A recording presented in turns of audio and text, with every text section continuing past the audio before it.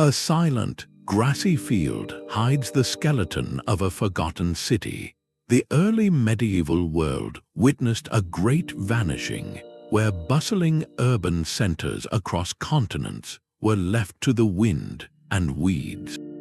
By the end of this journey, you will understand the fragile forces that build our greatest cities and the quiet realities that can cause them to crumble.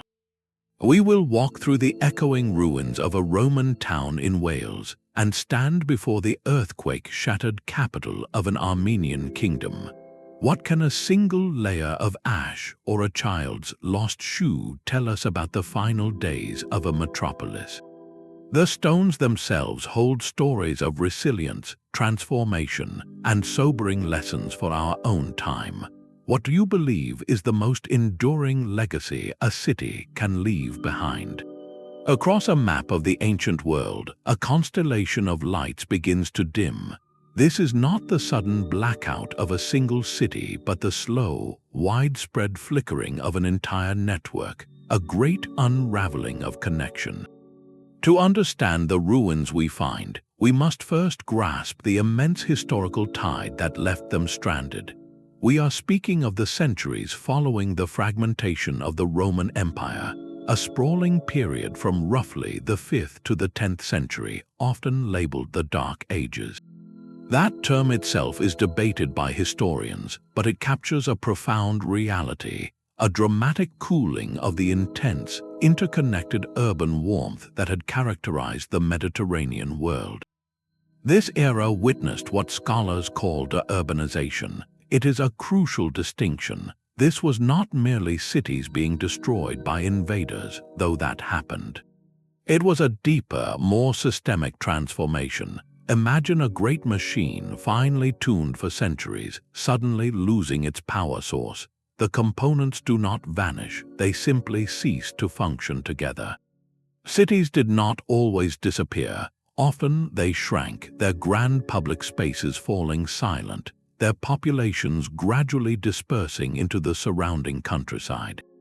The sophisticated economic engine that required long-distance trade in olive oil, fine pottery, and marble sputtered and stalled.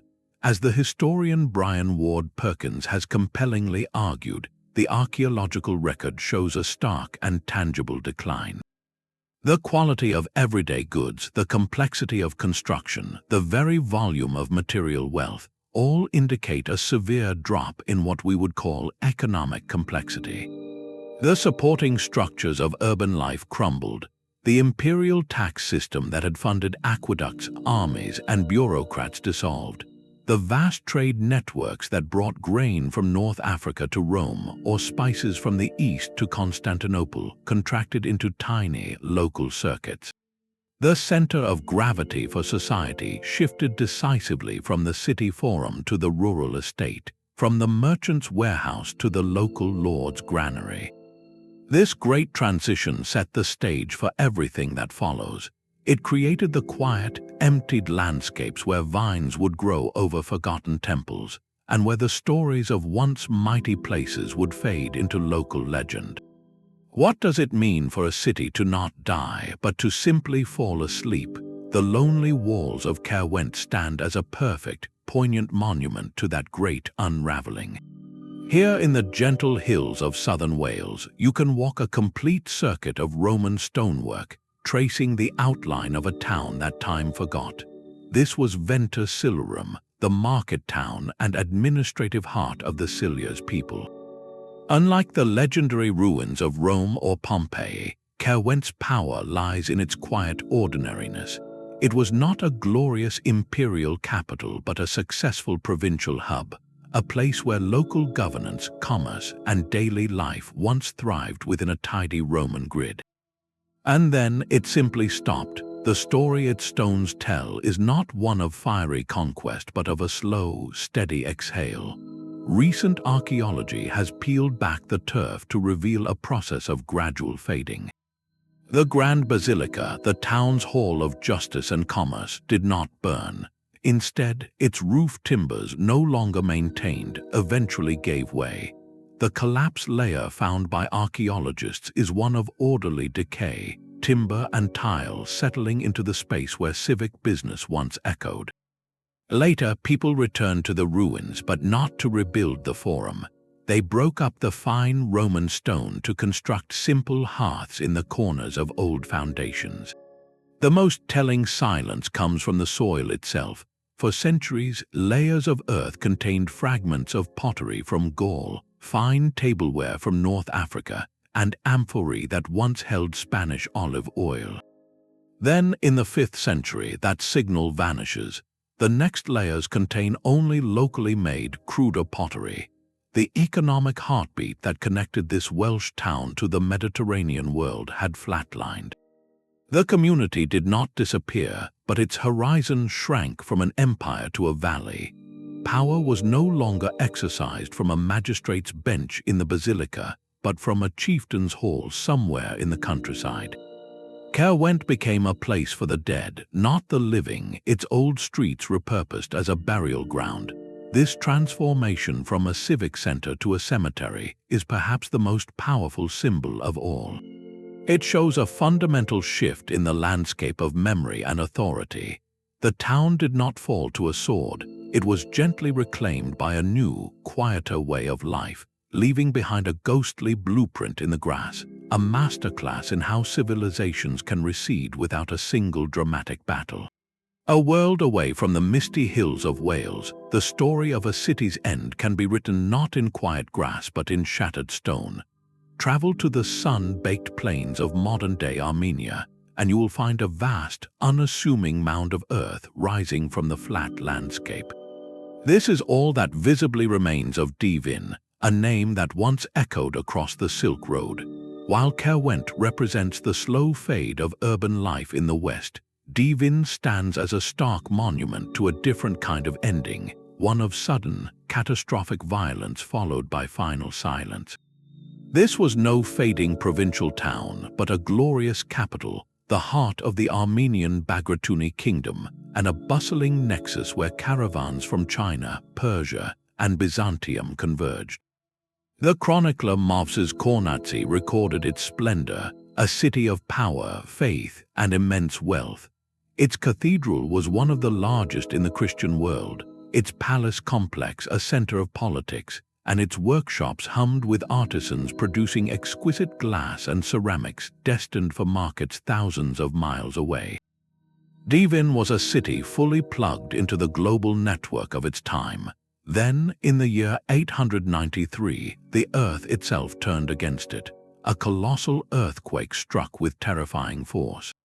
Archaeology reveals the sheer violence of that day. Walls found collapsed inward, massive stone blocks thrown from their foundations, a layer of destruction that sealed a vibrant city under rubble.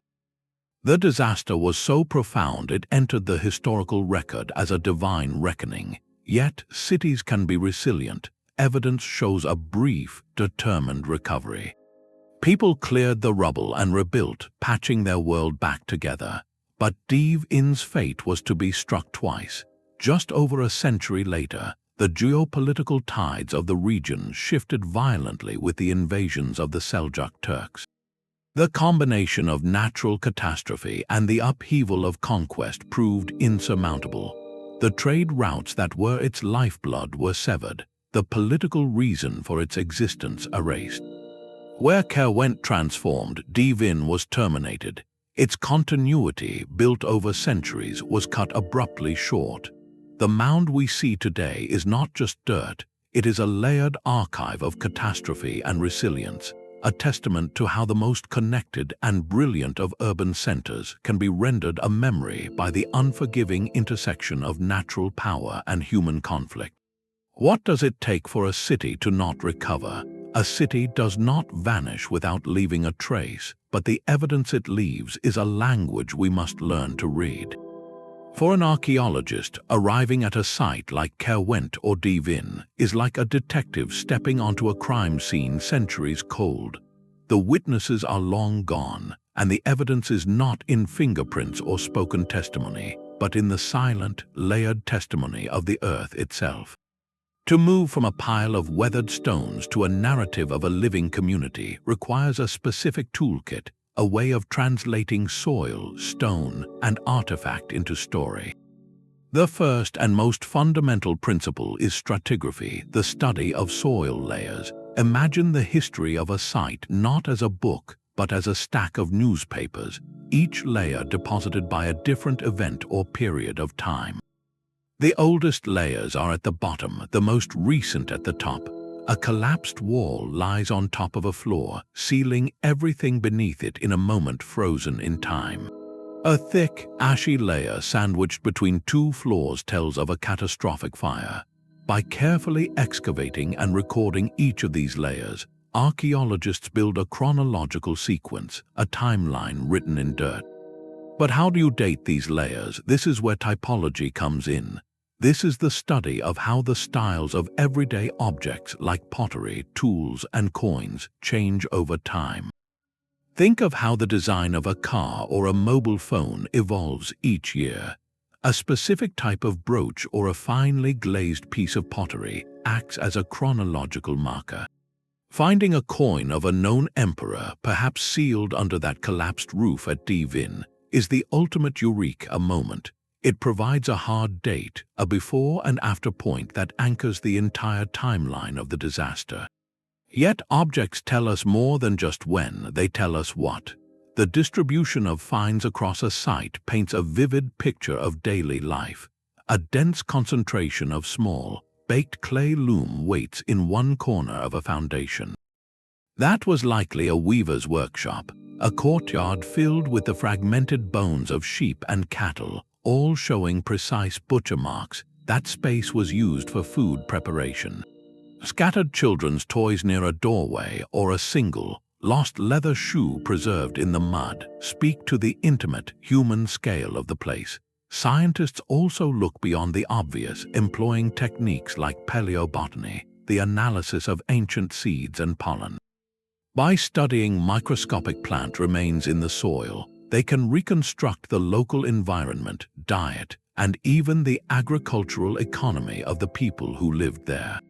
This methodological symphony, stratigraphy, typology, and scientific analysis, allows us to do more than just describe ruins. It lets us reconstruct the rhythm of a city's final days, understand the economic heartbeat that sustained it, and finally, interpret the quiet clues of its abandonment. The real story is not in the grand monument, but in the humble artifact that reveals a life interrupted. But the stones of Great Zimbabwe tell a different story, one that rises defiantly from the high plateau of southern Africa. Here, against an immense sky, stand the ruins of a metropolis that once commanded a kingdom. Its most iconic structure, the Great Enclosure, built with such precision that its curved, mortarless walls seem to grow from the earth itself. This was the heart of a powerful state that flourished from the 11th to the 15th centuries, a center of political authority, spiritual life, and immense economic reach that completely upends old and persistent myths. For generations, European colonists and early explorers refused to believe that such a sophisticated, stone-built city could be the work of African civilizations. They invented fanciful origins, attributing it to biblical kings or distant Phoenician traders, anything but the local Shona people. Modern archaeology has utterly dismantled these colonial narratives. Through meticulous study of building techniques, artifacts, and oral traditions, scholars like Thomas Huffman have demonstrated the site's undeniable indigenous origins. Great Zimbabwe is not an alien implant, but a profound African achievement. The city's very layout is a stone map of its social world. Perched on a hill overlooking the entire complex is the Hill Complex, a series of enclosures believed to be the spiritual and political seat of the ruler, a place of ritual and administration. Below, spread across the valley, are the valley enclosures, the remains of dwellings for the city's elite citizens. And then there is the breathtaking Great Enclosure, with its monumental outer wall and iconic conical tower. Its exact purpose is still debated, but the leading interpretation suggests it was a royal residence, a private domain for the king and his family, symbolizing both his sacred authority and his separation from the rest of society. This was a carefully ordered urban landscape reflecting a complex and hierarchical kingdom. The wealth that built this city flowed from both the land and from astonishingly far-flung connections. Excavations within the ruins have uncovered treasures that speak of a global network, fragments of exquisite Chinese celadon porcelain, delicate Persian glassware, and beads from distant Indian Ocean ports. Great Zimbabwe was a crucial hub in a vast trading system, sending inland gold, ivory, and copper to coastal cities like Sofala, where they were exchanged for the luxury goods of Asia. This was not an isolated marvel, but a plugged-in participant in the medieval world economy. Yet, by the middle of the 15th century, this thriving center was largely abandoned. The reasons appear to be a familiar, global recipe for urban decline. Research suggests that centuries of intensive settlement and agriculture may have strained the local environment, perhaps exhausting nearby resources. At the same time, the central authority that held the kingdom together likely fragmented, leading to political instability and a shift in power bases. The people did not vanish, they moved, establishing new centers elsewhere. The abandonment of Great Zimbabwe, much like the transformations in Wales and Armenia, shows that the challenges of sustaining dense urban life, environmental pressure, and political change were universal forces. Its silent, towering walls stand not as a mystery to be solved by outsiders, but as a powerful testament to a homegrown urban genius that the world was once reluctant to see. While kings and armies dominate the chronicles, a quieter witness often holds the final verdict on a city's fate. Beneath the crumbled walls and scattered pottery lies another archive, one written not in stone but in soil, in the microscopic grains of pollen and the carbonized fragments of seeds preserved for centuries. This is the domain of environmental archaeology, a field that listens to the landscape itself to understand why urban life became unsustainable. To grasp its power, think of a core sample pulled from the mud of a long-vanished lake near an ancient city. Each layer of silt is a time capsule, trapping the pollen that drifted on the wind during a specific decade or century. Scientists called palynologists study these pollen grains under a microscope, identifying the plants they came from.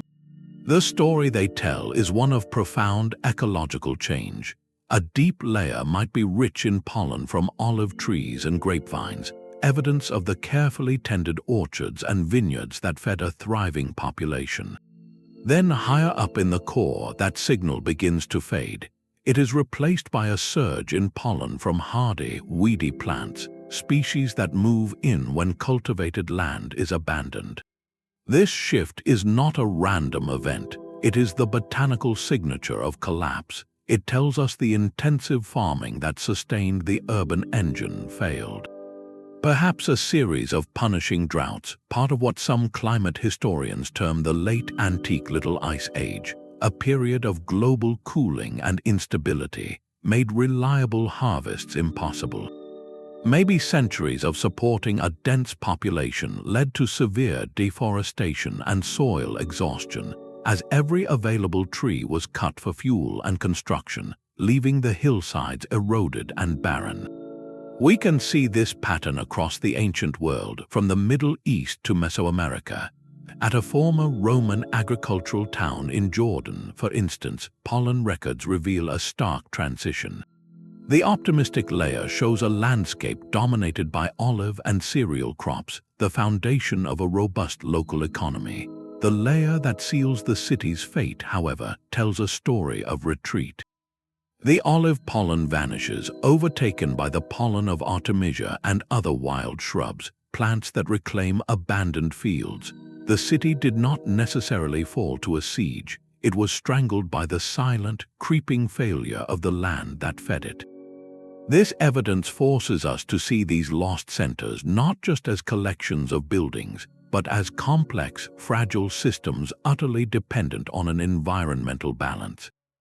They consumed resources, water, timber, and fertile soil at a rate that eventually, in many cases, could not be sustained. The stones fell because the fields could no longer answer their demand. This silent testimony from pollen and seeds moves us beyond simple narratives of barbarian invasions to a more sobering and universally relevant understanding. It reveals that the greatest threat to a city's survival can sometimes be a gradual, almost invisible change in the very air and earth that surrounds it, a lesson that resonates with an undeniable urgency in our own time. The grid of Timgad is a ghost of geometry in the Algerian desert. From above, it looks like a perfect board game abandoned by giants, its streets intersecting at flawless right angles, its city blocks laid out with an almost mathematical precision. This is Colonia Marciona Ulpia Traiana Thamugadi, a city founded by the Emperor Trajan around the year 100, a retirement gift for veterans of his legions.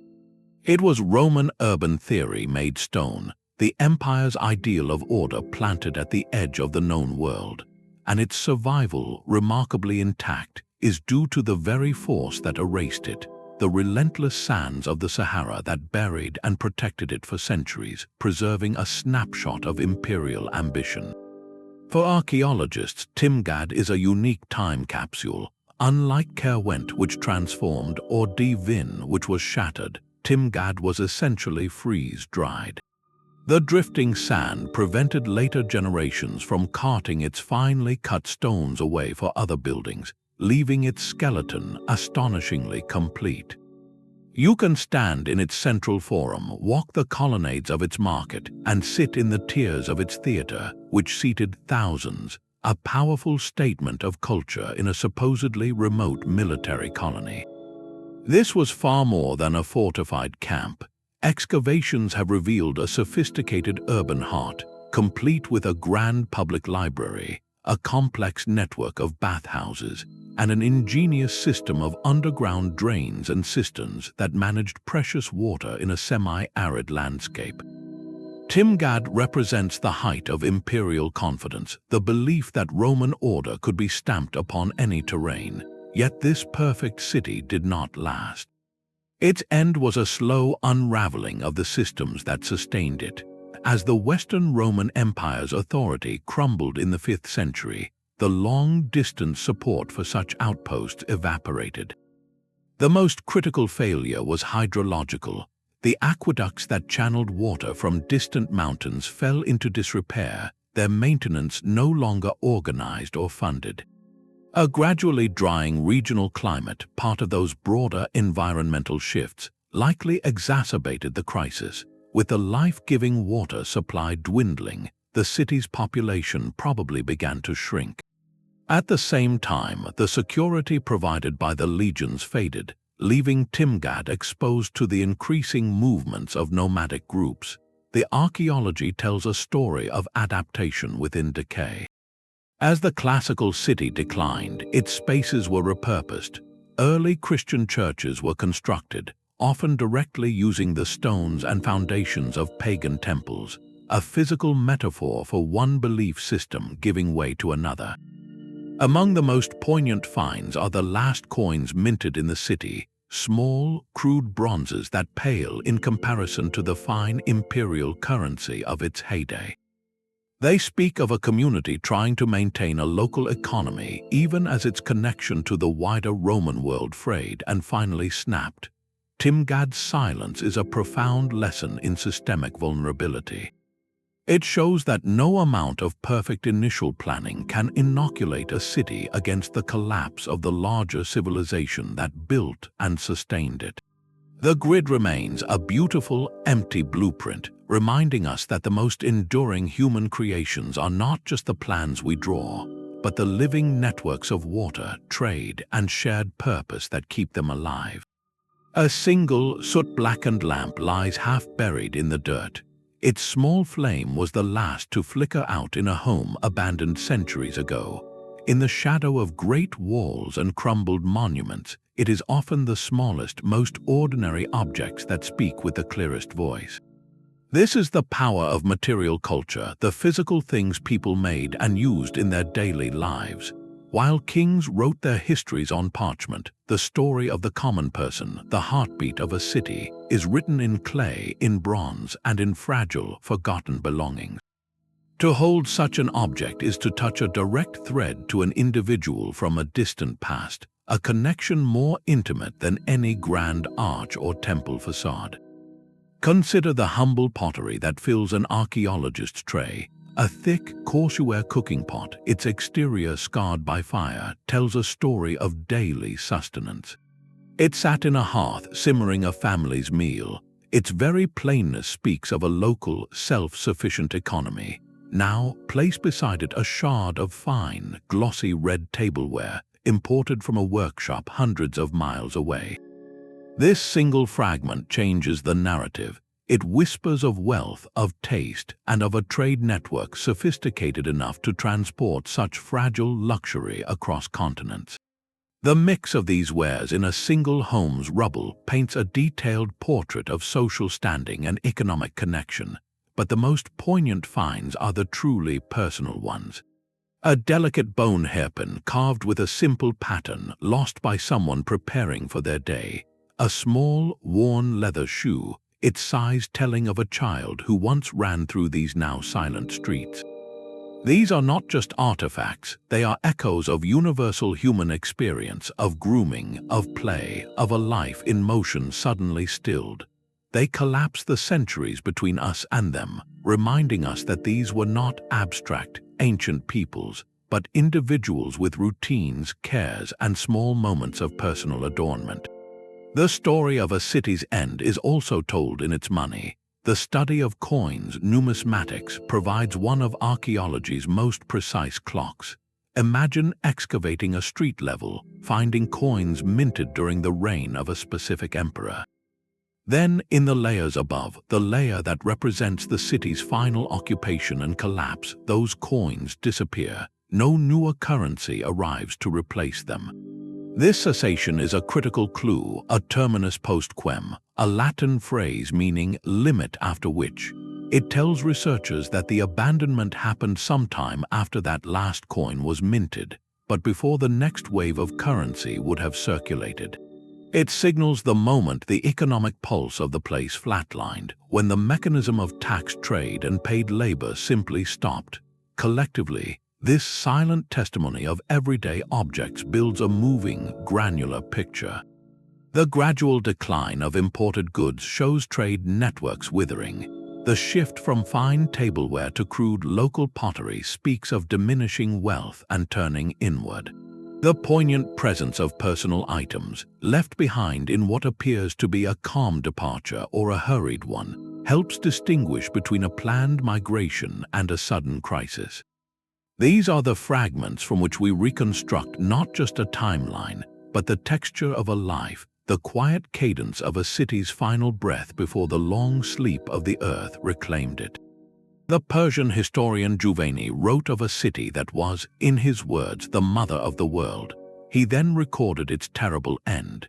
In the vast, wind-swept oasis of the Karakum Desert in Turkmenistan, the scale of the ruins still stuns the senses. Earthen ramparts stretch for miles, encircling not one, but the ghostly outlines of several successive cities, a sprawling testament to a place that was, for centuries, one of the largest and most sophisticated urban centers on the planet. This is ancient Merv, a Silk Road colossus whose fate would become a byword for catastrophic change.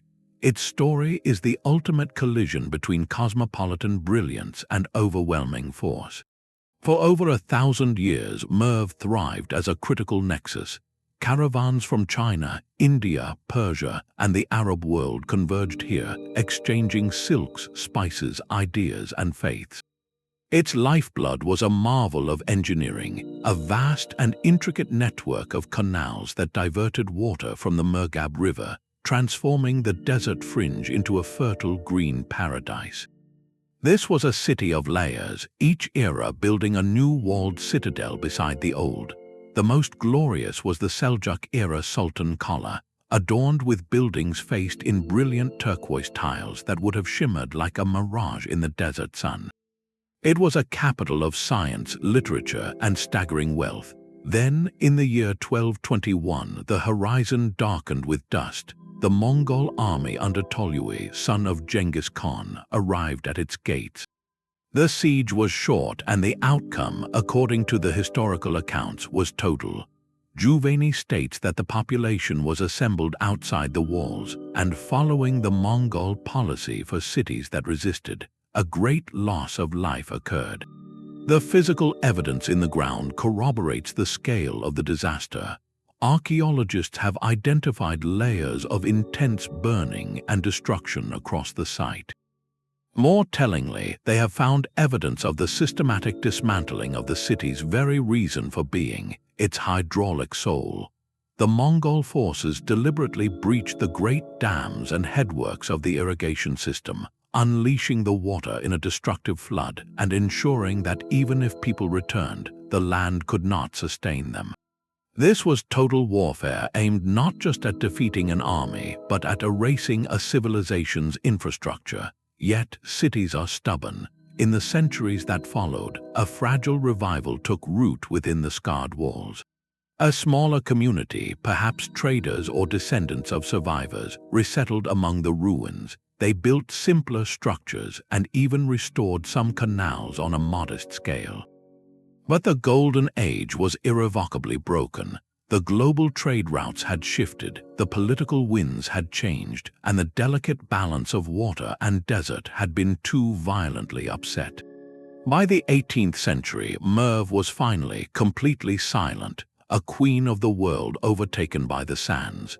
Its ruins today are an open-air lesson in fragility, showing how the most interconnected and engineered of urban environments can be undone not just by the sword, but by the deliberate severing of the single, vital thread that connects it to life itself. A roofless cathedral apse frames nothing but open sky, its stones holding the memory of 1,000 voices raised in song.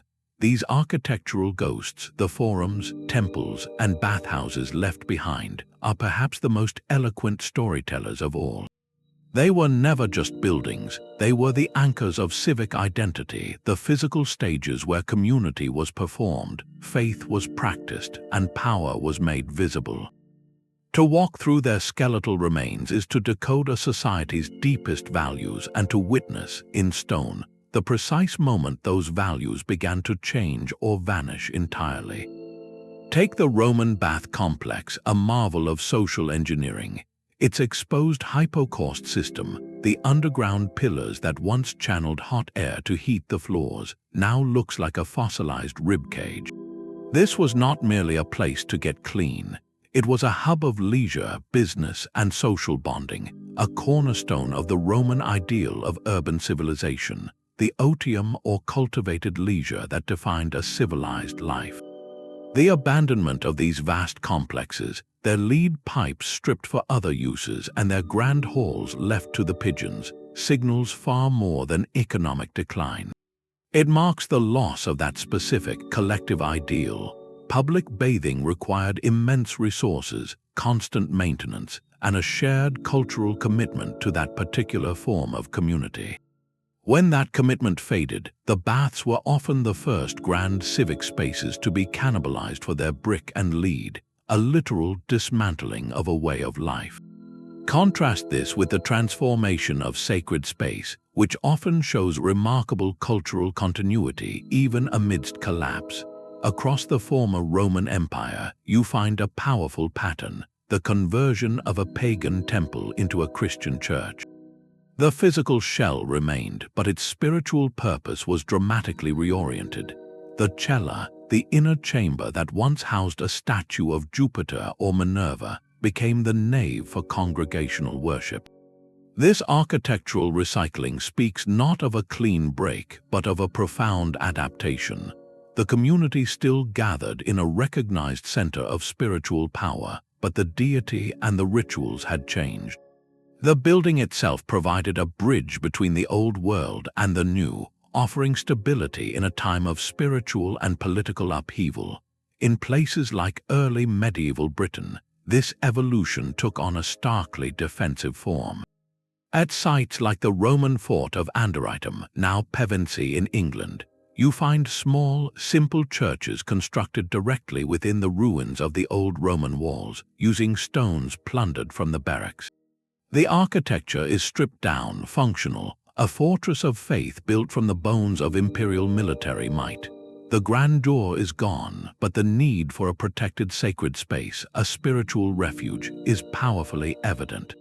Elsewhere, the story is one of grandeur abruptly silenced. Look at the colossal Friday Mosque in the ruins of Merv. Its soaring arched portal, once faced with dazzling blue faience, opens onto a courtyard now filled only with wind and sand. This was a building meant to impress, to embody the wealth and divine favor of the Seljuk Empire. Its scale required not just wealth, but a vast pool of specialized artisans, tilemakers, master masons, and calligraphers. The degradation of construction techniques tells a parallel story of unraveling complexity. In early layers, you find fine ashlar masonry, stones cut into perfect rectangles and fitted together without mortar. Centuries later, in repairs or final building phases, the walls are made of rough, unshaped rubble held together with thick, sloppy layers of mud mortar. This isn't just a difference in style, it is archaeological evidence of a broken chain of knowledge. The master stonemasons, the engineers who understood arch stresses, the managers who could coordinate a large workforce, they were gone. Society could no longer muster the collective skill or resources to build as it once did. These architectural ghosts, from the repurposed temple to the decaying bathhouse to the crumbling mosque, form a silent chronicle of shifting priorities. They show us what a community chose to maintain when resources grew scarce, what it held onto as indispensable, and what it ultimately let slip back into the earth. They remind us that the collapse of a city is not a single event, but a slow turning away from the shared projects that once defined it. Mist hangs low over the cold, still waters of Lake Melleran, clinging to the shores of Björka Island like a memory. Beneath the damp grass and birch trees lies the ghost of a Viking Age Manhattan, a place where the clang of hammers and the babble of languages once created a symphony of commerce. This was Björka, a name that meant little more than a trading place, but for 2 remarkable centuries, it was the pulsing heart of the Norse world. Unlike the stone-built cities of the south, Björka was a town of timber and turf, a deliberately planned wick or trading emporium established around the middle of the 8th century.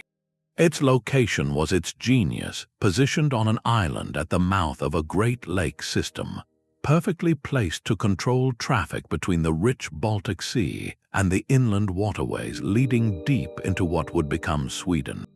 A protective hill fort, its earthen ramparts still visible, loomed over the settlement, a reminder that wealth always needed guarding. Here, in this seasonal port, the Viking world opened its doors.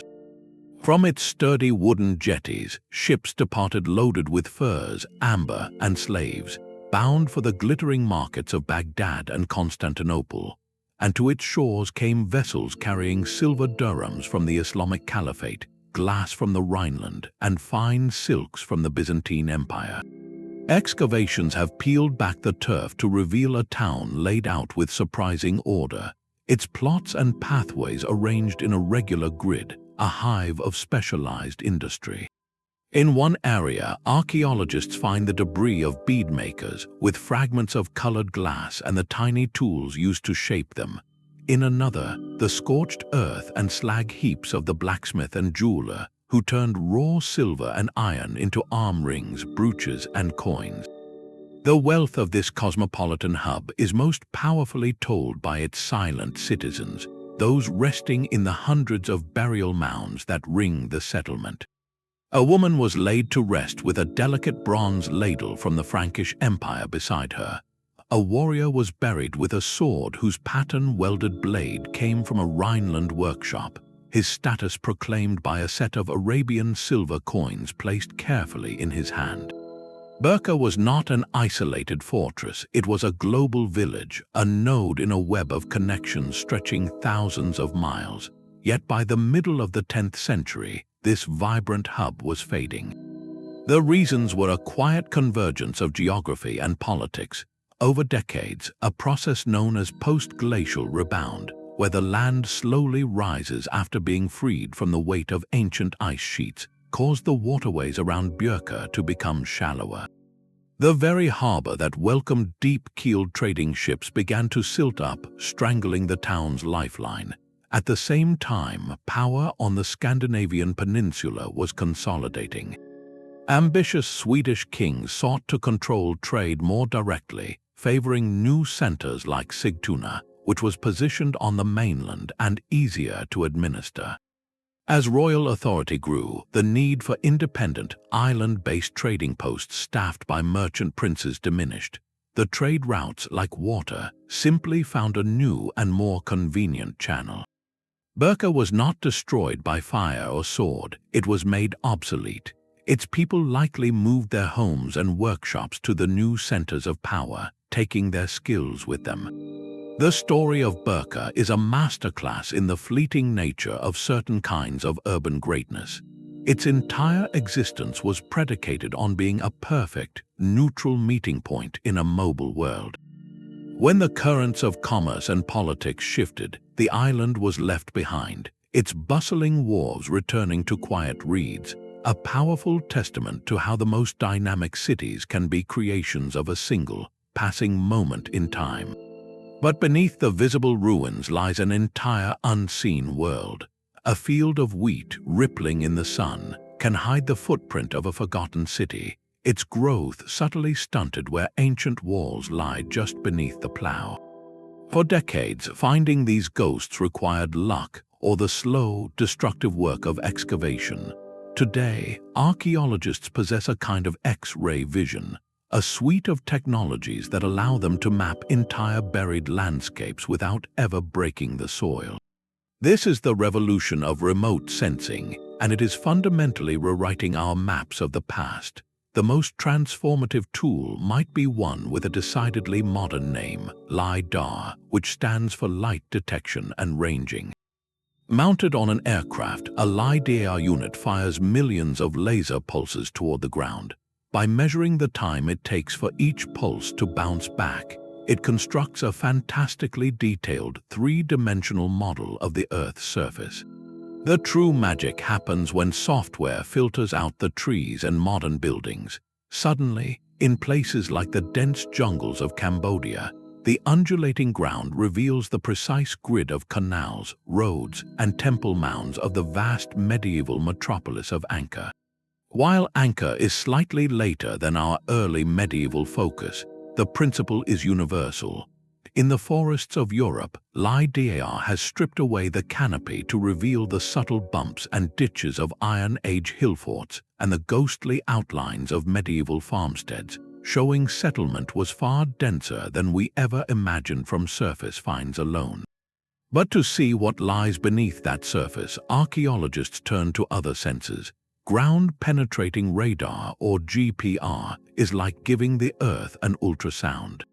A cart is pushed over the ground, emitting radio waves into the soil. When these waves hit a buried wall, a floor, or an empty space like a tomb, they bounce back with a different signature.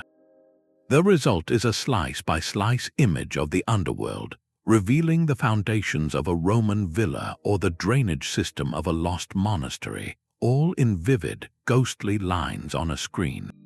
Then there is magnetometry. This method measures tiny variations in the Earth's magnetic field. It is exceptionally good at finding the evidence of human activity that alters the soil's magnetic properties. A buried hearth fired thousands of years ago retains a strong magnetic signal. A filled-in rubbish pit or a ditch that held organic material will create a different magnetic shadow than the undisturbed Earth around it. By walking in a careful grid with a magnetometer, a team can map an entire settlement in a matter of days, revealing the dark rectangular outlines of wooden longhouses or the circular patterns of storage pits, a detailed street plan of a town that left no stones behind. As one geophysicist put it, these tools have democratized discovery. They allow a small team to assess a huge area quickly, preserving the site intact for future generations while providing a target map for any necessary excavation. They let us ask bigger questions. Instead of wondering what lies in one trench, we can now ask how a whole city was organized, where its industrial quarter was, how its suburbs sprawled. This invisible layer of data reveals the true scale of our ancestors' ambition. It shows that the lonely mound or the single standing stone was often just the tip of a vast, submerged urban iceberg, a hidden world of connection and community waiting silently for a new kind of light to bring it back into view. The Mediterranean sun still warms the stones where a great mind wrestled with faith and a falling world. On the coast of modern Algeria, the ruins of Hippo Regius look out over the same blue sea they once commanded, but the view from its crumbling basilica is one of profound change. This was no remote outpost, but a major Roman provincial capital, a bustling port, and most famously the adopted home of Saint Augustine, a thinker whose writings would shape Western Christianity for centuries. Hippo represents a critical crossroads, a place where the deep currents of late Roman administration, vibrant Christian scholarship, and the violent political earthquakes of the 5th century all converged.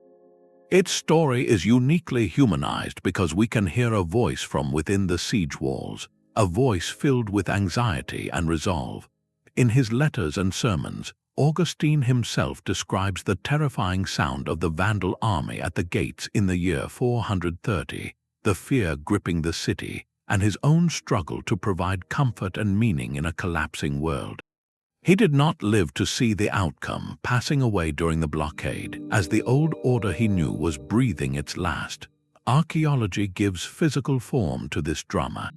The city's robust defensive walls, some sections still standing, show a community preparing for a threat it could not ultimately withstand. Excavations reveal clear layers of ash and burned debris dating to the mid-5th century, evidence of the fires that accompanied the Vandal conquest. Yet the story does not end in total destruction. The ruins tell a more complex tale of persistence. After the Vandals took control, life in Hippo continued, but in a diminished state. The grand public spaces and forums of the Roman city gradually faded from use, while the Christian complex, centered on the basilica and its beautifully preserved baptistry, remained a focal point. This is a powerful archaeological clue. It shows that even as secular civic authority fragmented and imperial power vanished, the religious institution provided a thread of continuity, a stable center for a community navigating traumatic change. Hippo would later experience a minor revival under Byzantine rule in the 6th century, but its golden age as a beacon of Roman and Christian learning was over. The stones of Hippo Regius, therefore, offer more than a snapshot of a siege. They reveal the slow, painful process of a world transforming, where new powers rise not by erasing every stone, but by allowing the old patterns to fade while new ones, centered on faith rather than empire, take root in the same sacred ground. A city is not just a collection of buildings, it is a living organism sustained by a constant flow of goods. For the Roman world, that flow was a vast, intricate circulatory system of roads and sea lanes, pumping grain from Egypt, olive oil from Spain, and wine from Gaul to urban hearts thousands of miles away. The collapse of that system was not a single cut, but a slow, systemic failure that left cities starved and isolated. To understand this profound economic shift, historians have long debated a pivotal question: what truly severed the unity of the Mediterranean? This is the core of the Payan thesis, named for the Belgian historian Henry Payan. He famously argued that the ancient world did not end with the Germanic invasions of the 5th century, but persisted until the explosive rise of Islam in the 7th century, which he claimed turned the Mediterranean into a barrier, not a bridge. This idea sparked a century of scholarly debate and investigation, pushing researchers to look for hard evidence in the silent records of the deep. The data they found is startlingly clear, and it points to a decline that began long before the Arab conquests. Studies of Mediterranean shipwrecks provide a chilling metric. The number of discovered wrecks from the 2nd century is in the hundreds, reflecting a sea buzzing with commerce. By the 5th and 6th centuries, that number plummets to a mere handful. The sea lanes, once thick with cargo ships, were growing empty. This physical evidence is mirrored in the distribution of everyday goods. Take African red slipware, a fine, red table pottery mass produced in North Africa and found everywhere from Britain to the Black Sea. For centuries, it was the standard dinnerware of the empire, a true global brand. By the mid-6th century, its reach dramatically contracts. You no longer find it in Britain or northern Gaul. It barely reaches Italy. Its production and the long-distance trade network that distributed it was collapsing in on itself. The same story unfolds with Egyptian papyrus, the essential paper of the ancient world. As the unified administrative system that demanded it fractured, the complicated trade routes to bring it to European scribes became untenable. It was replaced by parchment made from local animal skins, a shift that speaks volumes about turning inward. This was the fundamental transformation from an economy of bulk, state-facilitated transport across the sea to a localized, demonetized system. The Roman Empire moved mountains of grain and amphorae of oil in a coordinated, monetized system where soldiers and officials were paid in coin that cycled back through taxes and markets. When that imperial structure dissolved, the need for such vast movements evaporated. Coins, once abundant, became rare. Hoards from the period show people burying old Roman gold solidi, not because they were rich, but because new coin was scarcely being minted or circulated. The economy retreated to the local manor, the village, and the subsistence farm. Barter and payment in kind, like a bushel of wheat or a day's labor, replaced cash transactions. This rupture in connectivity did not just make cities poorer, it altered their very reason for being. A port city that existed to unload Egyptian grain and load Gallic wine had no purpose when those shipments ceased. It might cling to life as a local market or a defensive stronghold, but its cosmopolitan soul, its identity as a hub in a vast network, was extinguished. The city transformed from a window on a wide world into a shuttered, self-sufficient enclave, its horizons shrinking from an empire to a day's walk. The great arteries of trade had been severed, and the urban body, starved of the oxygen of connection, began a long, slow retreat into a quieter, simpler, and profoundly different age. The Jade Gate stands as a silent sentinel in a sea of sand, its weathered arch framing a horizon of pure desolation. Beyond this pass in China's western frontier lay the Taklamakan Desert, a place whose very name whispered a warning, often translated as the place of no return. For centuries, this was the ultimate threshold, the last piece of the civilized world for caravans embarking on the northern Silk Road.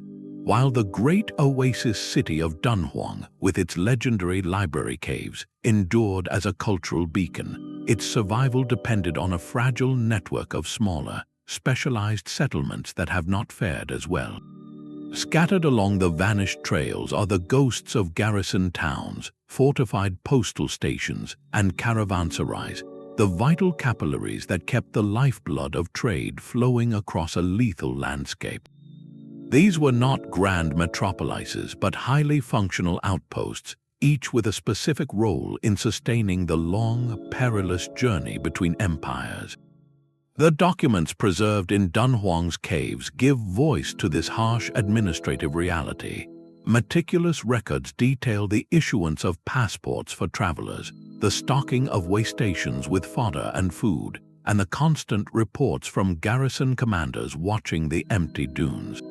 They speak of multi-ethnic communities where Chinese soldiers, Sogdian merchants, and Buddhist monks shared the same walled space, bound together by the necessity of survival in an environment that offered no mercy. The perils were constant, not from armies, but from the desert itself, bandits, and the sheer, crushing distance between one well and the next. Archaeology at sites like the fort of Murin or the Lulan oasis reveals a world frozen in its final moments.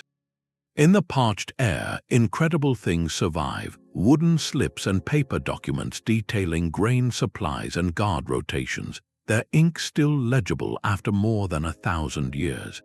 A single discarded child's woolen mitten, a cache of well-preserved barley, the remains of a fishing net by a long-vanished lake, all testify to the everyday struggle to carve out a living. These finds show communities that were adaptable and resilient, yet their fate was ultimately sealed by a force no wall could withstand: the changing climate. The real story of their abandonment is written in the desert's advance. Research into ancient river courses and lakebed sediments tells a story of gradual but relentless desertification. The glaciers in the distant Kunlun Mountains, the source of the rivers that fed these oases, likely yielded less water over centuries. River courses shifted or dried up completely. As the water retreated, the green rings of life around these outposts shrank and then vanished. The irrigation channels silted over, the poplar trees died, and the dunes marched inward. A garrison could hold out against human enemies, but it could not fight the wind and the sand. Without water, the entire economic reason for its existence evaporated. The trade caravans seeking reliable water sources would simply bypass a dying oasis, sealing its doom. These lost satellite cities are a profound lesson in environmental dependency. They reveal that the most sophisticated human infrastructure, the walls, the storerooms, the administrative systems, are utterly helpless against the slow retreat of a single, vital resource.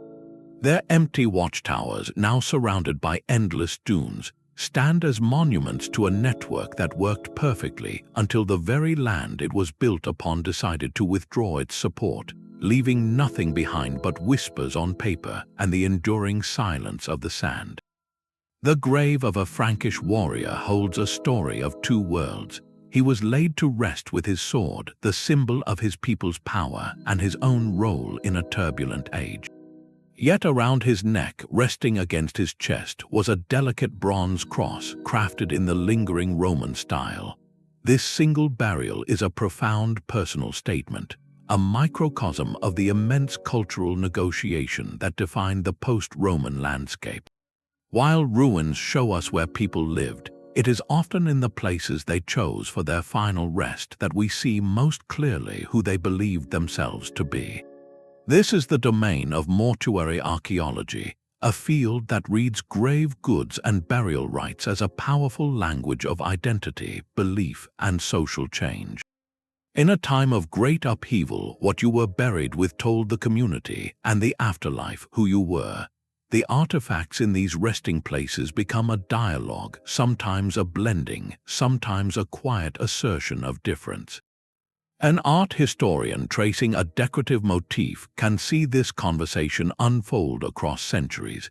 The elegant, scrolling acanthus leaf of classical Roman art, symbolizing eternal life and growth, slowly intertwines with and is transformed by the fierce, interlacing animal styles of Germanic art with its sinuous serpents and predatory birds. This fusion on a brooch or a sword hilt is not mere decoration. It is a visual philosophy, merging Mediterranean order with northern dynamism. We see this synthesis not just in objects, but in the very footprint of settlement. Take the empty stone towns of Roman Britain. Among the crumbling masonry of a villa's courtyard, archaeologists often find the distinct imprint of a sunken featured building, what Germanic peoples called a Grubenhaus. This was a simple structure with a floor dug slightly into the earth, used for weaving or storage. Its appearance within the Roman stone shell is a powerful archaeological sentence. It tells us that new people had arrived, and they were making the old ruins work for them, adapting foreign stones to familiar ways of life. It was not a wholesale rejection, but a pragmatic overlay. In Visigothic Spain, the conversation took a more monumental form. New churches for a new faith were constructed, but they were often built with the plundered elegance of the Old World, using Roman spolia, the recycled columns, capitals, and finely cut stones from abandoned temples and forums. A Christian altar might be supported by a pillar carved for a pagan god, its original meaning erased but its beauty and utility preserved. This created a jarring yet beautiful new aesthetic, a physical testament to a culture defining itself through the materials of its predecessor. Even the smallest personal items spoke volumes. An ornate belt buckle, its plate decorated with cloisonné garnets in a distinctly Germanic style, found in a grave in Gaul, was more than a fastener. It was an ethnic marker, a military badge, a sign of status and belonging in a world where such identities were in flux. A brooch that pinned a woman's cloak declared her family's origins, their wealth, and their adopted artistic tastes. This layer of evidence forces us to rethink the idea of abandonment altogether. For many sites, the end of one urban life was not about creating an emptiness. It was about replacement, transformation, and the slow, steady infusion of new meaning into old spaces. The stones remained, but the stories they housed changed. The silent ruins were not just tombs of a dead culture. They became the cradle for new ones, their very fabric woven into the identity of the peoples who followed. What does your most cherished possession say about the world you come from, and the one you are helping to build? The shimmering golden mosaics of Ravenna tell a story of divine light and imperial power, but they are a story with a missing chapter. A few miles from those celebrated basilicas, the landscape tells a different tale, one written not in glittering glass but in layers of silent, fertile soil. Here, where farmers now tend crops, the Roman Empire once anchored its naval might. This was Classe, the colossal imperial port, a feat of engineering that became a ghost. Its disappearance represents a profound kind of urban loss, the slow, quiet death of a city's vital organ. Classe was not a city born of organic growth, but infrastructure made manifest. Founded by Emperor Augustus as the home port for the Roman Adriatic fleet, it was a statement in stone and water, a logistical masterpiece designed to project power across the Mediterranean. Its harbor basin was vast, engineered to shelter hundreds of warships and the bustling commerce that supplied them. For centuries, it was the beating economic heart that pumped wealth, soldiers, and goods into Ravenna, enabling that city to rise as a capital of the Western Roman Empire and later as the seat of Byzantine power in Italy. The evidence of its end, however, lies in cores of mud. Scientists drilling into the ancient harbor beds have extracted long cylinders of sediment, a layered diary of environmental change. These core samples reveal a relentless, creeping truth, a steady accumulation of silt carried by the rivers of the Po Delta. This was a natural process, but one that Roman engineers had long kept at bay through organized, state-funded dredging. The harbor's survival depended on this constant, costly maintenance, a battle against the very land the empire had conquered. As the Western Empire's centralized authority and resources dissolved in the 5th and 6th centuries, that battle was lost. The bureaucratic machinery that coordinated dredging fell silent. The imperial treasury that paid for the labor dried up. With no one to hold back the sediment, the slow silting accelerated. The data in those core samples shows the rate of sedimentation increasing dramatically in the early medieval period. The deep water channels that once welcomed deep-drafted imperial galleys grew shallow, then became marshes and finally transformed into solid ground. By the 8th century, the great port of Classe was literally high and dry, its strategic purpose erased by geography and neglect. The fate of Classe sealed the fate of Ravenna. A capital without a functional port is a brain without a circulatory system. As Classe silted up, Ravenna's lifeline to the wider Byzantine world and to the wealth of Mediterranean trade was severed.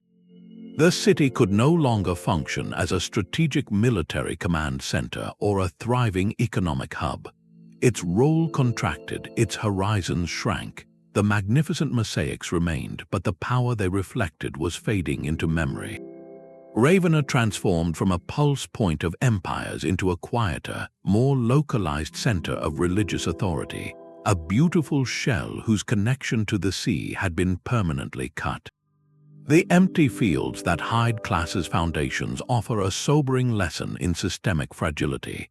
They show that the greatest cities are not just collections of beautiful buildings, but nodes in a sustained network of maintenance and flow. When the political will and economic means to sustain that network evaporate, environmental processes, always waiting in the wings, can complete the work of dissolution. The stones of a forum may stand for ages, but a harbor can vanish without a trace, taking a city's future with it into the quiet earth. Procopius wrote of a city gripped by a terror no wall could defend against. In the spring of 542, he watched as the life seemed to drain from the streets of Constantinople itself.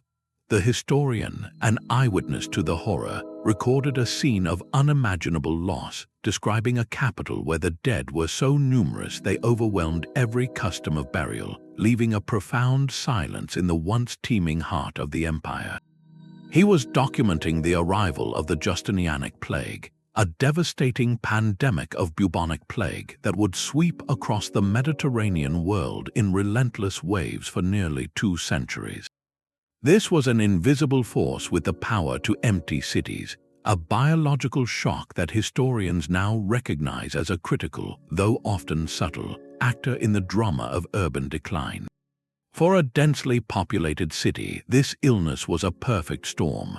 These urban centers, with their crowded neighborhoods and constant flow of travelers, were ideal amplifiers for contagion. The plague did not just claim lives, it shattered the very fabric of community. Imagine losing a generation of master stonemasons, the administrators who managed the grain supply, the merchants who organized long-distance trade, and the teachers who passed on knowledge. Each wave of the pandemic could erase irreplaceable skills, sever networks of knowledge, and decimate the tax-paying population that funded civic services and defense. The demographic impact was a slow bleed that could fatally weaken a city already straining under political fragmentation or economic contraction. Finding the clear fingerprint of plague in the archaeological record is a challenge for researchers. Unlike a layer of ash from a fire or a collapsed wall from an earthquake, disease leaves few direct markers, yet its indirect signature can be haunting. Archaeologists have uncovered what are termed emergency burial sites on the fringes of several early medieval towns, places where individuals were laid to rest outside the normal cemeteries, sometimes in abandoned defensive ditches or in hastily dug pits. These are not evidence of violence, but of a community pushed beyond its capacity to honor the dead in customary ways, a silent testament to a sudden and overwhelming crisis. In other places, excavations reveal entire urban quarters that were simply abandoned at a certain layer, their buildings left intact with everyday objects still inside, as if the inhabitants vanished. A cooking pot left by a hearth, a loom still set up with thread. These are the scenes that suggest a departure without plan, possibly driven by the sheer scale of loss or the paralyzing fear of a returning contagion. It is crucial to understand that plague rarely acted alone. For a city already struggling with failing trade routes, political instability, or environmental stress, a catastrophic mortality event could be the final push past a point of no return. It could drain the resilience from a society, making it impossible to muster the labor to repair aqueducts, impossible to field a militia, impossible to maintain the collective memory of how things were done. The plague did not necessarily destroy the stones, but it could extinguish the shared spirit and specialized knowledge required to keep the urban machine running. This demographic catastrophe forces us to see these lost centers in a more human light. Their end was not always a dramatic fall, but sometimes a quiet fading, a gradual dimming of the collective light as too many individual flames were snuffed out by an unseen wind. What happens to a city when its people and all they knew simply disappear? From a windswept hilltop in Anatolia, you can see why an empire chose to stand its ground here. The view from these stone ramparts commands every approach, a strategic chessboard of valleys and ancient roads laid out far below. This is the world of the Byzantine Kastra, fortress towns that represent urban life reshaped entirely by the blade's edge of perpetual conflict. As the empire's eastern frontier hardened into a war zone against the advancing Arab armies from the 7th century onward, a new kind of city was born, one where every stone was chosen for defense. These were not centers of open commerce or grand philosophy, but communal fortresses designed according to the cold logic of survival.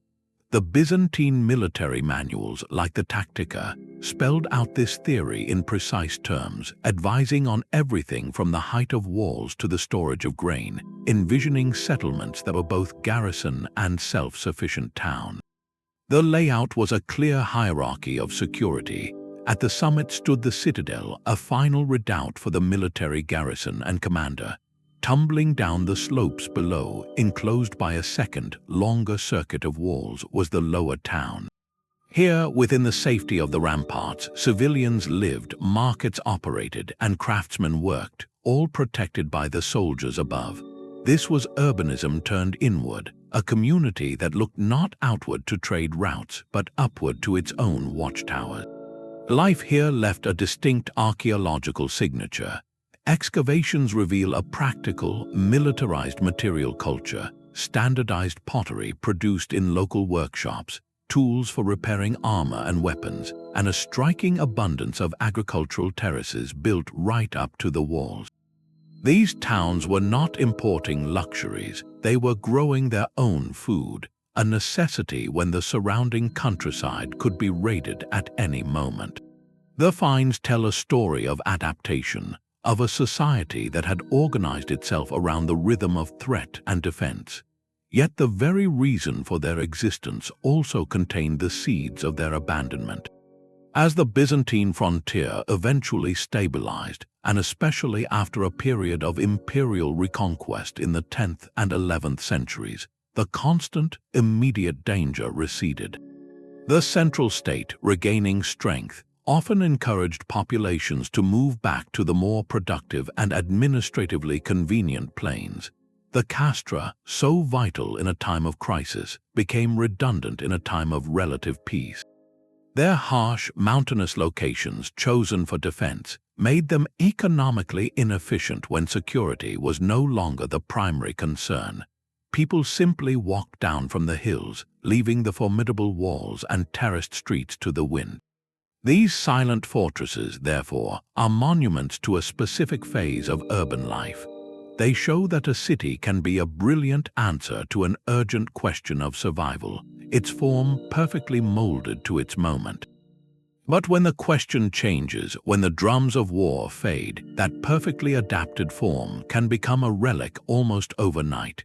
The empty castra stand as a powerful reminder that some of our most enduring settlements are not built for glory or growth, but simply for the stubborn, collective will to endure, and that once the need for such fierce endurance passes, their story is complete.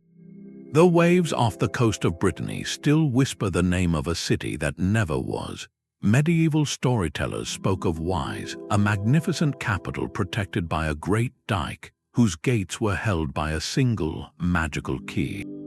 The legend tells of a princess, Dahat, who stole that key for her lover, unleashing the ocean to drown the sinful city in a single night. This haunting tale, passed down for centuries, is more than a simple moral fable. It is a folk memory, a narrative echo of a very real geological truth. the slow, relentless subsidence of coastlines that ancient communities witnessed but could not explain. When faced with the physical evidence of a drowned forest at low tide, or the foundations of old settlements now underwater, the human mind reaches for story.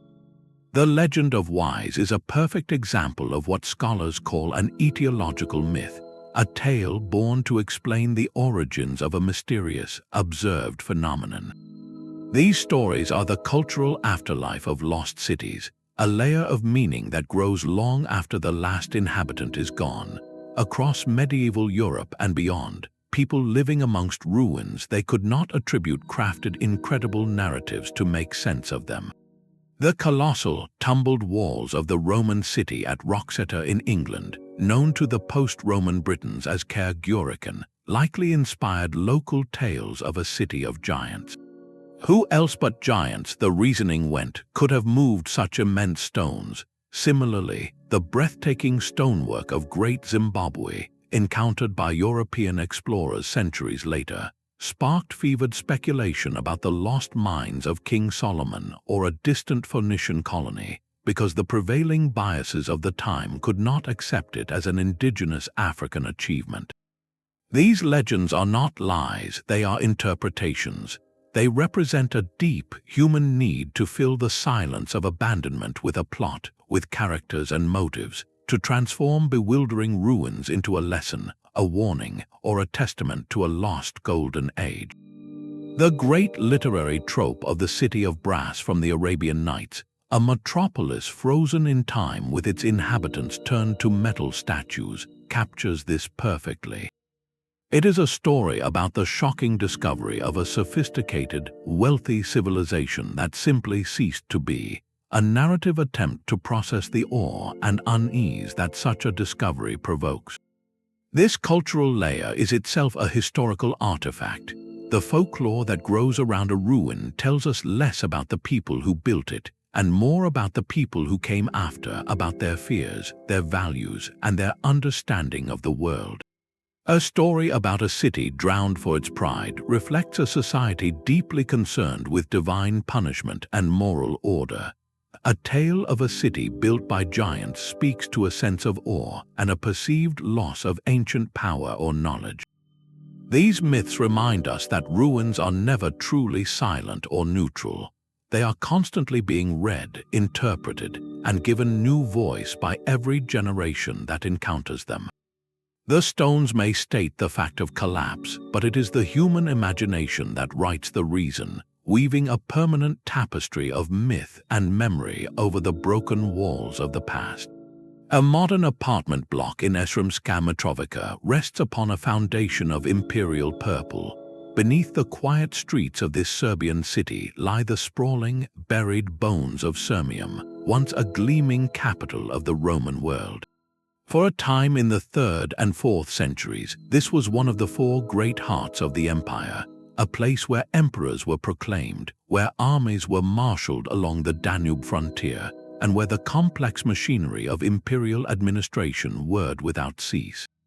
Its mint produced a river of coinage, its hippodrome thundered with the roar of chariots, and its palaces hosted the most powerful individuals on earth.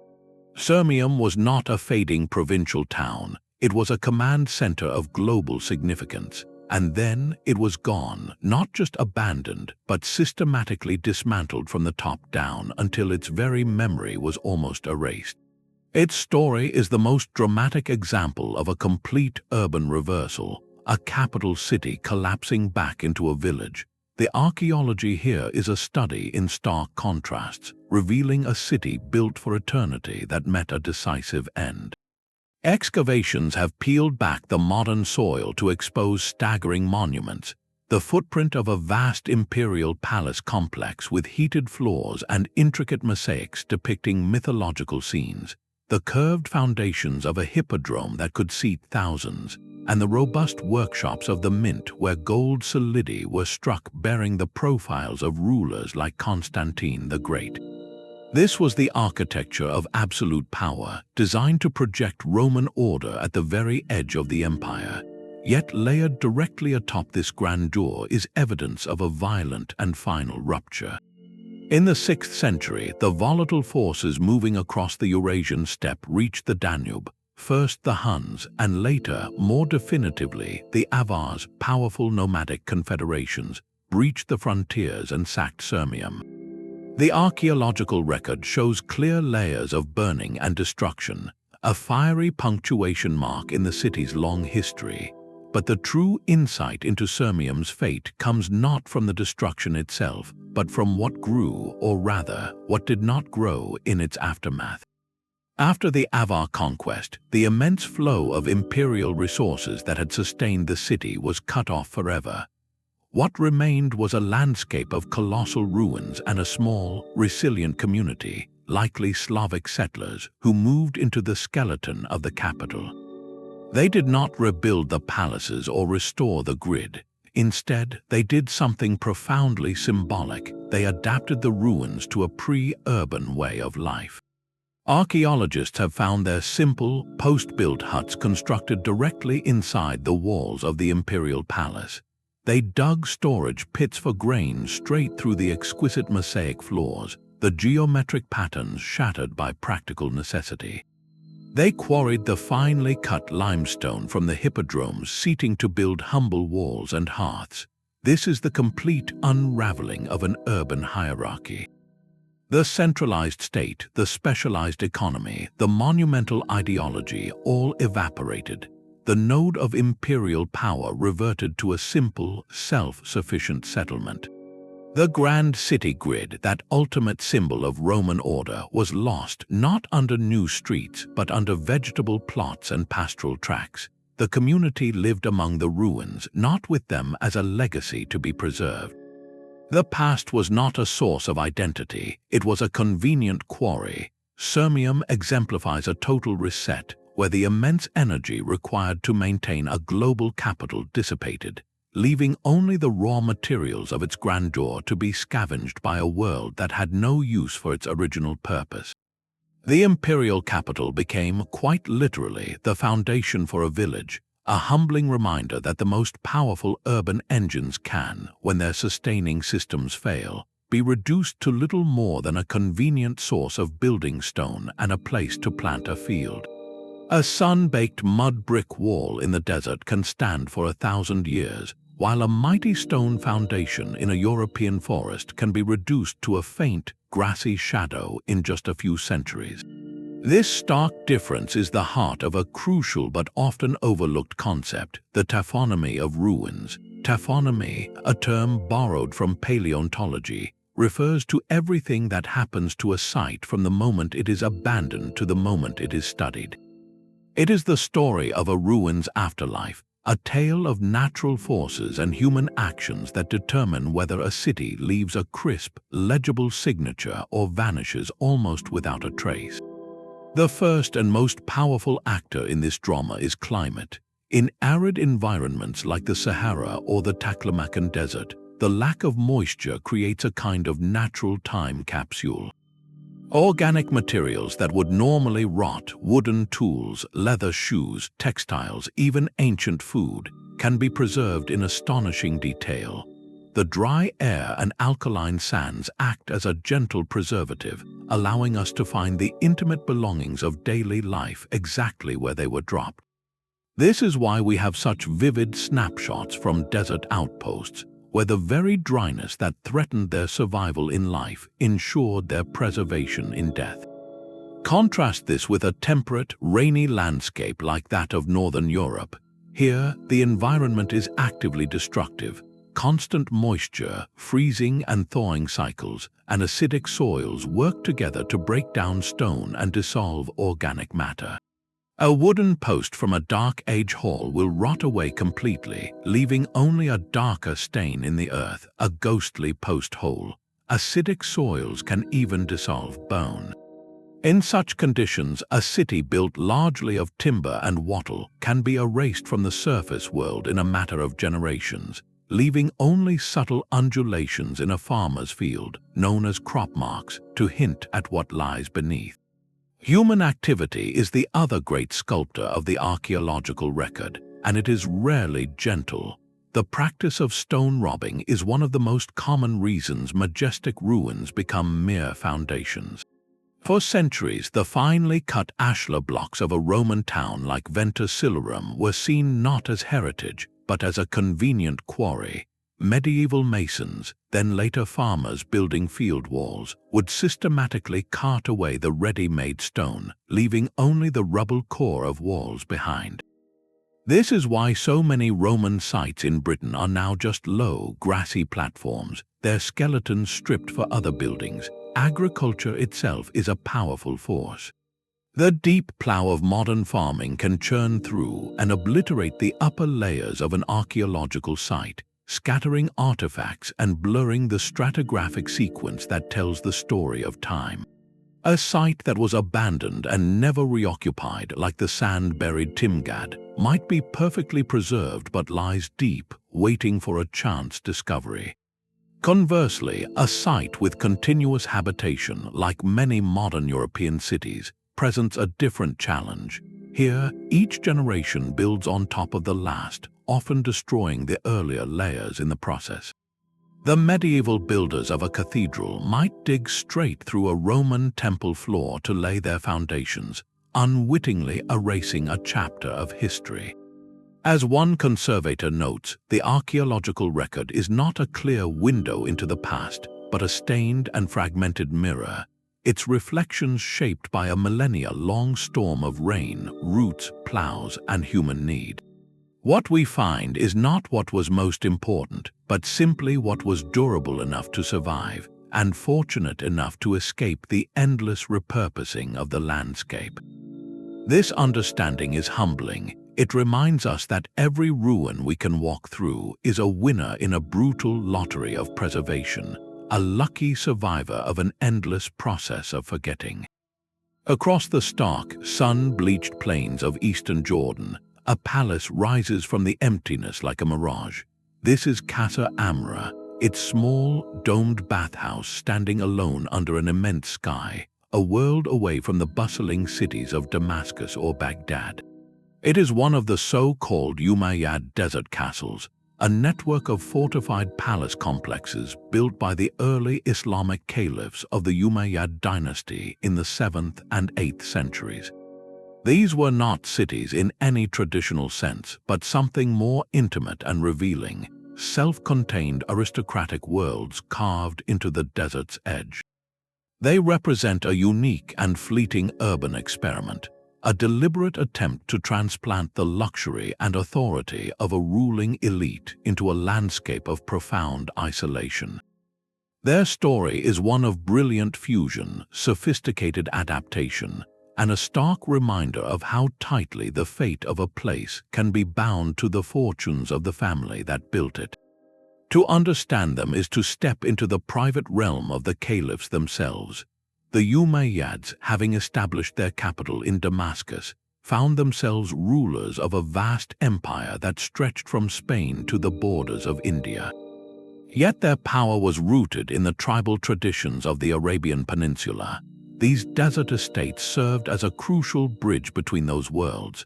They were retreats, yes, places for hunting the abundant gazelle and enjoying leisure away from the capital's pressures. But they were also strategic nodes for administering loyalty among the Bedouin tribes, the original power base of the dynasty.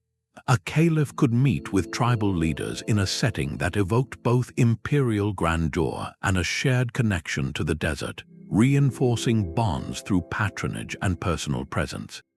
The architecture itself was a declaration of this synthesis. From the outside, structures like Casa Amra or the larger, more fortified Casa al-Karona present a severe, almost defensive face with high walls and minimal windows built from the local limestone. Step inside, however, and you enter a space of stunning artistic dialogue. The interior of Casa Amra's bathhouse is a breathtaking canvas. Its walls and ceilings are covered in vibrant frescoes that would feel at home in a Byzantine villa, depicting scenes of hunting, dancing, and astronomy. Nude figures, zodiac symbols, and images of ruling monarchs from across the known world look down from the vaults. This is where art historians see a conscious fusion at work. The techniques and motifs are borrowed from the conquered Byzantine and Persian empires, but the overall program, the message, is a new Islamic statement of universal power and knowledge. It is the visual language of a confident dynasty asserting its place as the heir to ancient kingdoms, while pointing toward a new cultural dawn. These palaces were not just artistic statements, they were feats of hydrological engineering. To sustain a permanent, luxurious outpost in the arid Badia required mastering water. The Umayyad builders were masters of this. They constructed elaborate systems of canals, cisterns, and underground channels to capture and store every precious drop of seasonal rainwater. At a site like Qasr al-Halabat, what appears as a lonely fortress was actually the center of an extensive agricultural estate, with fields irrigated by these careful systems, producing food for the palace and its entourage.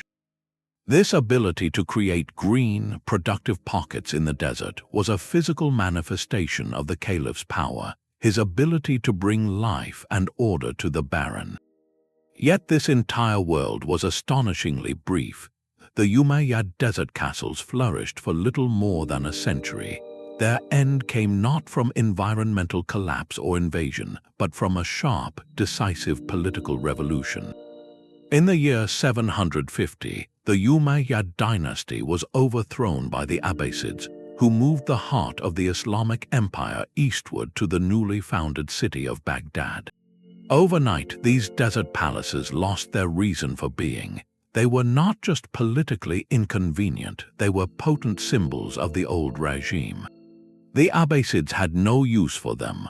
The sophisticated water systems fell into disrepair without state-funded maintenance. The vibrant frescoes were left to fade under layers of dust. The palaces were simply walked away from, left as hollow shells for the desert winds to reclaim. Their abandonment is a powerful lesson in the personal nature of certain urban forms. These were not organic cities that grew from trade or community. They were top-down creations, extensions of a specific dynasty's identity and political strategy. When that dynasty fell, the logic sustaining these places evaporated.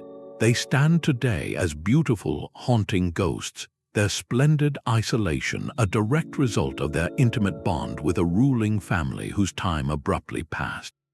In their silent courtyards, we see how the most ambitious built environments can be, ultimately, fleeting chapters in a much longer story, their grandeur lasting only as long as the vision that conceived them. The silent ruins we have explored are not merely relics of a distant past, they are open letters to our own time, written in stone and soil. Our modern world, with its skyscrapers of glass and networks of light, faces its own profound tests, from a changing climate to strained resources and deep social fractures. The stories of Caerwent, Dvin, and Great Zimbabwe suddenly feel less like ancient history and more like a series of urgent case studies. They compel us to ask a critical question: what does it truly mean for a city to be resilient? Modern urban planners define resilience as a system's capacity to absorb disturbance and still retain its basic function and identity. It is the ability to bend without breaking, to adapt without disappearing. When we view the lost centers of the early Middle Ages through this lens, their lessons crystallize with startling clarity. Their greatest vulnerabilities were often points of over-specialization and brittle rigidity. A city like Dvin was a brilliant hub, but its spectacular success was tied to the Silk Road, a single, fragile thread of commerce that could be severed by conflict or shifting politics. Merv's life depended entirely on its engineered waterways, a marvel that became its Achilles heel when those canals were deliberately destroyed. These were systems without redundancy, where the failure of one critical component meant the collapse of the entire urban organism. Social structure played a hidden but powerful role. A highly centralized, top-heavy society, where knowledge and authority were concentrated in a small elite, could be devastatingly fragile. If that ruling class was displaced, or if the specialized artisans who maintained the city's complex infrastructure were lost to conflict or illness, the knowledge to rebuild could vanish in a generation. The archaeological record shows this in the declining quality of masonry and the loss of artistic techniques, a silent testimony to broken chains of expertise. Perhaps the most universal lesson is the peril of the urban hinterland disconnect, when a growing city fails to maintain a sustainable relationship with the land that feeds it. The pollen cores from abandoned Mediterranean towns tell this story without words, a shift from cultivated grains to wild weeds signaling an agricultural base that could no longer support the urban demand. The city consumed its own foundation. Yet resilience is not just about avoiding collapse, it is also about the nature of transformation. Contrast the sudden, terminal silence of Dvin with the gradual, organic fading of Caerwent. One was a catastrophic full stop, the other a slow transition into a different kind of settlement. The communities around Caerwent did not vanish, they reconfigured, shifting their center of gravity from the Roman Forum to the rural estate and later the church. This adaptability, this willingness to let one form of urban life evolve into another, is itself a kind of resilience. It suggests that survival is not always about preserving the stone walls, but sometimes about preserving the community that can find new uses for them. A contemporary urban thinker once noted that we often mistake the monument for the city.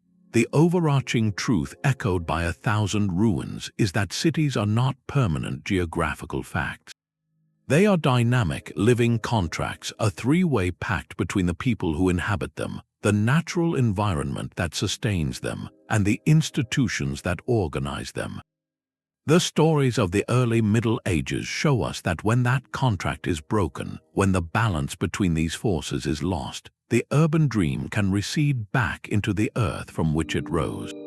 As we look at our own gleaming metropolises, the question shifts from wondering if our cities will last forever to asking what kind of contract we are writing with our environment and with each other, and whether that pact is built for the long challenges ahead. The earthen ramparts of the Huneberg rise from the Danube's banks like a forgotten promise. Centuries before Rome's legions marched, this was a place of startling ambition, a Celtic hill fort that dared to be something more. Around 600 years before the Common Era, a society here embarked on a bold urban experiment, constructing a center of power and trade so sophisticated it would stand unmatched in Central Europe for generations. Its story is a vital prelude to our medieval tales, a powerful reminder that the cycle of urban rise and fall began long before empires crumbled. This was not a city in the Roman sense, but what archaeologists term a fuostensits, a princely seat. It was a centralized hub where a powerful elite controlled long-distance trade, sponsored specialized artisans, and projected their authority across the countryside. The scale was immense, with massive earthwork fortifications enclosing a bustling settlement on the plateau. But the most astonishing clue to its world-view lies in a single, radical architectural choice. For a brief, brilliant period, the builders of the Huneberg tore down a section of their traditional timber and earth wall and replaced it with something utterly foreign. A freestanding wall of sun-dried mud bricks built on a stone foundation, complete with projecting rectangular towers. This was a building technique straight from the Mediterranean world, from Greece or Etruria. It was a statement in clay and straw, a conscious adoption of distant, prestigious styles to proclaim the community's connection to a wider, more sophisticated world. Inside these walls, life was organized and vibrant. Excavations reveal a planned settlement with orderly streets laid out on a grid, lined with substantial post-built houses and workshops. The material finds whisper of wealth and far-flung connections. Fragments of exquisite Attic black figure pottery from Greece, ornate bronze vessels from Etruscan Italy, and precious silk threads likely from the eastern Mediterranean have all been unearthed from the rich soil. This was a node in a vast exchange network where local resources like amber, salt, and perhaps slaves were traded for the luxury goods that affirmed the elite status. The Heunberg was a proto-city in full flower, a testament to the universal human impulse to centralize, trade, and build. Then, around 540 years before the Common Era, it all ended in fire. A catastrophic blaze swept through the settlement, leaving a thick, uniform layer of ash and charcoal across the entire plateau. The evidence suggests this was not an accident, but a deliberate, destructive event. The great mud brick wall was torn down, its ruins used to fill the foundation trench, as if to ceremonially erase that symbol of foreign aspiration. The settlement was abandoned. Why? The answer is lost to time, but the possibilities are familiar echoes. Perhaps the social contract broke, with local groups rising against a ruling class whose wealth and foreign tastes had grown too distant. Maybe the crucial long-distance trade routes shifted or collapsed, cutting off the source of prestige goods and undermining the elite's economic power. It could have been conflict with a rival center. Whatever the precise cause, the complex system that defined the Heunberg's golden age unraveled. Life did return to the hilltop, but in a profoundly diminished form. A smaller, simpler settlement was established over the ashes, one with no grand imports, no Mediterranean-style walls, no evidence of centralized planning or elite wealth. The community had reorganized itself on a smaller, more local scale, turning away from the precarious complexities of a princely seat. The story of the Heunberg is a foundational lesson. Its rise and fall, centuries before the Roman Empire even existed, proves that de-urbanization is not a unique tragedy of the post-Roman world. It is a recurring pattern in human history. Societies can reach for complexity, achieve it, and then, for a constellation of social, economic, or environmental reasons, consciously or catastrophically step back from it. This hill fort by the Danube stands as a deep time mirror, reflecting the same fragile dynamics that would later quiet the forums of Rome and silence the caravanserais of the Silk Road. How many times must we learn that the urban dream is not a one-way journey, but a cycle we are always capable of beginning again? From the overgrown forums of Caerwent to the sand-blasted walls of Merv, the lost urban centers of the early Middle Ages speak in a powerful, fragmented chorus. Their stories are not a single note of tragedy, but a complex harmony of fragility and astonishing human adaptability. We have walked continents and centuries, witnessing how cities met their ends not through one cause, but through a convergence of forces: the slow death of a trade route, the sudden violence of an earthquake, the creeping advance of sand or silt, or the quiet decision of a community to simply walk away and build anew elsewhere. These ruins are ultimate time capsules, preserving final meals, interrupted work, and the poignant belongings of lives lived on the edge of great change.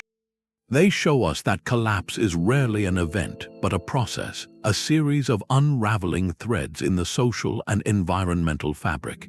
The key takeaway from this journey is not a simple tale of a dark age, but a nuanced narrative of profound transformation. Urban life did not vanish, it flickered, changed form, and was so often reborn in a different guise. The Roman basilica became a quarry for a chieftain's hall, the pagan temple was reconsecrated as a Christian church, and the imperial port silted into fertile farmland. This is the heart of the matter. Human societies are not static. They are constantly negotiating with their environment, their neighbors, and their own ambitions. The silence of these places asks us to look beyond the monument to the living system that sustained it. As the archaeologist Neil Faulkner once reflected, ruins are not just relics of the past, they are mirrors of the present. When we stand before the empty grid of Timgad or the drained harbor of Classe, we are not just looking at ancient history, we are looking at a question. What are the fragile threads that hold our own world together? The stories of these lost cities urge us to consider the sustainability of our systems, the resilience of our communities, and the true sources of our wealth. They challenge us to think about the legacy we are building with our own concrete and glass. Will our greatest achievements become puzzles for a future generation, or the foundations for their world? If this journey through forgotten streets and silent stones has captivated you, the story does not end here. You can delve deeper by exploring the sources linked in the description below. We would love to hear which lost city story resonated most with you, so share your thoughts in the comments. And if you want to join us as we continue to explore the shadows and illuminations of history, be sure to subscribe for our next adventure.